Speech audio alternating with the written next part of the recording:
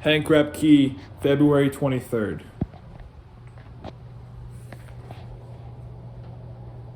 Have you ever been to Las Vegas, Nevada? While the bright lights of the big city might draw many people there, there are dark secrets in the deserts outside the city that fascinate many visitors.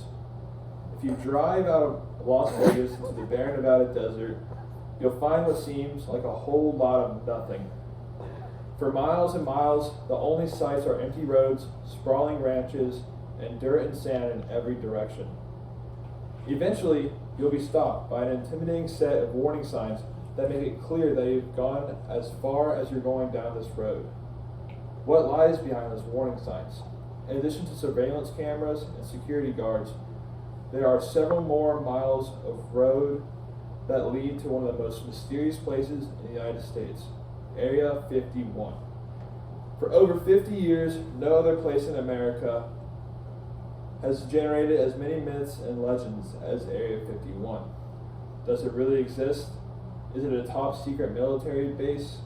Does it contain the bodies and spacecraft of aliens that have visited the United States?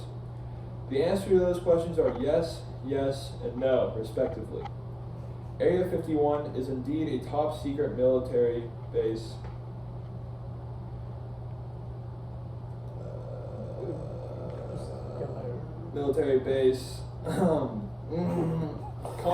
Contrary to many urban legends, however, it doesn't have anything to do with aliens or unidentified flying objects, also known as UFOs. It's easy to see how those myths got started, though. Area 51 was built in 1955 as part of a much larger Nevada test and training range complex. Area 51 is nestled in a valley surrounded by mountains that are off limits to the public. It's also situated next to Groom Lake, a large dry lake bed that's perfect for use as a runway for large aircraft. Area 51 was built to serve as a test facility for a top secret aircraft we now know as the U-2 spy plane.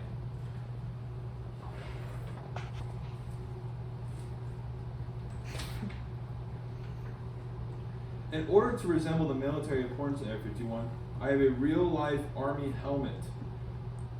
Unlike other airplanes at the time, which usually flew at altitudes between 10,000 to 20,000 feet, but according to wonderpolis.org, the U-2 spy plane could fly spy missions at altitudes of 60,000 feet or higher.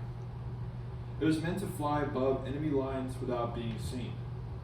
When people spotted the U-2 spy plane at such high altitudes, they were naturally puzzled. The plane's development was top secret, and sightings were rare. Those who did see the plane from a great distance, though, could have easily thought it must have come from another world. An interesting tourist trade focused on aliens grew up around Area 51. Nevada even renamed the highway that leads to Area 51, which is actually called State Route 375, named it the Extraterrestrial Highway. UFO and alien enthusiasts regularly drive the ET highway, hoping to catch sight of strange creatures or spacecraft in the sky. Although they won't see aliens or UFOs, they could possibly get a glimpse of some other aircraft being tested in the area.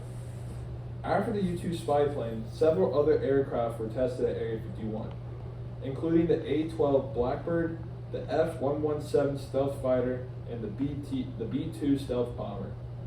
What is going on there today? Who knows? Area 51 remains a top secret testing facility, and the government doesn't want the public anywhere near it. However, according to ABC News, over 1 million people signed up to raid Area 51, but only a few hundred actually showed up. The closest you can drive to Area 51 still leaves you about 15 miles away. Restricted airspace above Area 51 forms a rectangle with an area of 575 miles, and that's just Area 51.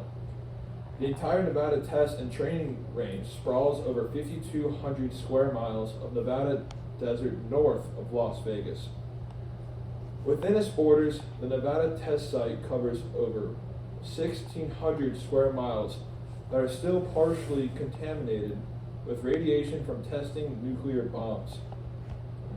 As for its name, Area 51 comes from old maps of the Nevada test site that designated the area around Groom Lake as Area 51. According to WonderPolus.org, when the U-2 spy plane was started, Lockheed called the Area Paradise Ranch to try to attract workers to the project. Today, Area 51 appears to be known as the National Classified Test Facility. Should I go?